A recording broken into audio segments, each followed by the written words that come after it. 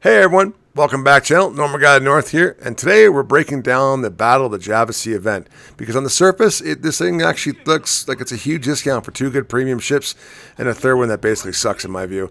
But once you start digging into the mechanics, there are three different routes, and one of them carries a real grind pressure, FOMO, and resource risk if you don't finish. So today we're going to explain to you all three routes, pros and cons, the realistic 12-day grind, that's all you've got, 12 days left, the risk of losing doubloons and free XP, which is not cheap, and a couple of clarity issues that concern me because they were omitted deliberately, I think. Let's get into it. Alright, option one is just straightforward, simple. Ignore the tokens, ignore the missions, just buy the ships outright in the armory. Now, the tier 7 ship, the Jupiter 42, is a good destroyer. It's only 7,800 doubloons. And the tier 9 ship, Minagumo, it's 18,300 doubloons. A little bit pricey. Okay. Pros, zero grind, zero time pressure, zero execution risk, and coupon eligible. Don't forget about that 25% coupon because it's actually important. Now costs, it is the highest cost. This is the certainty route. You pay for more stability.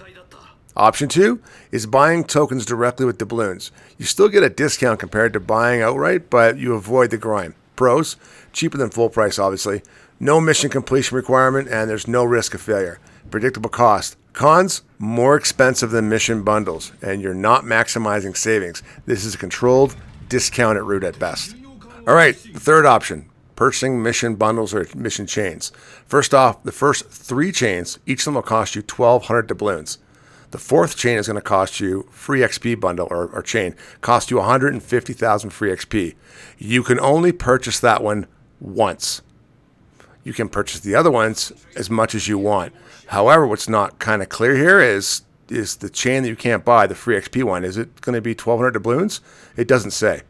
And that, to me, is a really bad risk. And as well, if you don't finish this grind, you lose all those doubloons and all that free XP. That is genuinely a real sunk cost, and it's a huge risk in my view. Now, let's talk honesty about the grind. You guys know what I'm like. Now, the base XP requirements, I think that's actually manageable. Credits and commander XP missions, manageable boosters. If you don't have boosters, it's going to be a problem, a big one. Ribbons require intentional positioning. 6 wings, well, that can stall progress, especially if you're doing randoms. And 3.5 million potential damage requires specific ships and a playstyle. So for the 500 token ship, that's the Juniper 42, you need about to complete 3 bundles minimum if the doubloons count the fourth one. Now for the 1200 token ship, you'll need 6 complete bundles or 5 plus 1 time the free chain XP. Again, it's not clear. And that's up to 18 missions in total, 18 bundles you have to complete inside of 12 days starting tomorrow. Now here's something that does outright concern me. I see no clear progress tracker inside the event interface showing overall chain progress at a glance. That's even in the combat missions. There's nothing. I can't find it.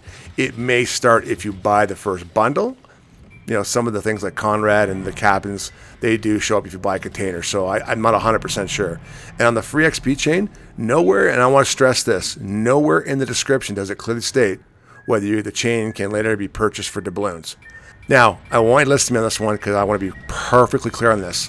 When wargaming leaves mechanics unclear, historically, that ambiguity tends to cost the player base, and sure as hell not the company. So before you commit resources, I would strongly recommend confirming these things. 1, exactly where the progress is tracked. 2, whether bundles are purchased sequentially or stackable. 3, whether any hidden limitations exist. Because once you spend the doubloons or the free XP, there is no refund if you misinterpret the system. And remember, once you buy a bundle, psychologically you feel committed to finish it. That's how the grind pressure escalates, aka FOMO. So yes, the mission route is mathematically the cheapest, but only if you finish it. The repeatable doubloon bundles give flexibility. You can complete once and then reassess and then buy another. The free XP bundle does not give you that kind of flexibility. It's a one-time decision. So this becomes a discipline question. Are you realistically playing most of the next 12 days? Or are you willing to structure matches around mission objectives? Are you prepared for matchmaking variants? If yes, the mission route is an excellent value. If you're unsure, direct tokens are far safer. And if you want zero stress, just buy it outright with a coupon. And that's what is important. That 25% coupon makes it just about 1,000 doubloons more expensive than going direct than it does actually just buying the token. So just remember that. So my thoughts about this event are simple. In this event, has two things about it that are just irking me the wrong way. First of all, this event monetizes your time, and that's just wrong on every level. And second, people are playing for ribbons, credits, XP, etc., etc. So they're not playing the game; they're playing the event, which means you're gonna see the most stupidest stuff in the next 12 days of people trying to grind for it. You know you're gonna see it. But hey, the cheapest route does demand execution, the safest route costs you more, and the riskiest part isn't the price, it's unclear structure and deadline pressure, aka FOMO. Just make sure your decision matches your actual availability and not your optimism, because the only bad deal here is starting to grind that you can't finish and you lose all that resource. But hey, let me know down in the comments what you're doing if you're going to be doing this, and also just put a shout out for me. How's the voice going? I think me and the voice coach are doing a good job. But as always, thanks for watching. I do sincerely appreciate it, and please feel free to click on the videos on your screen for more World of Warships content. But as always, take care, stay safe. I wish you all the best. I'll see you in the next one, and bye for now.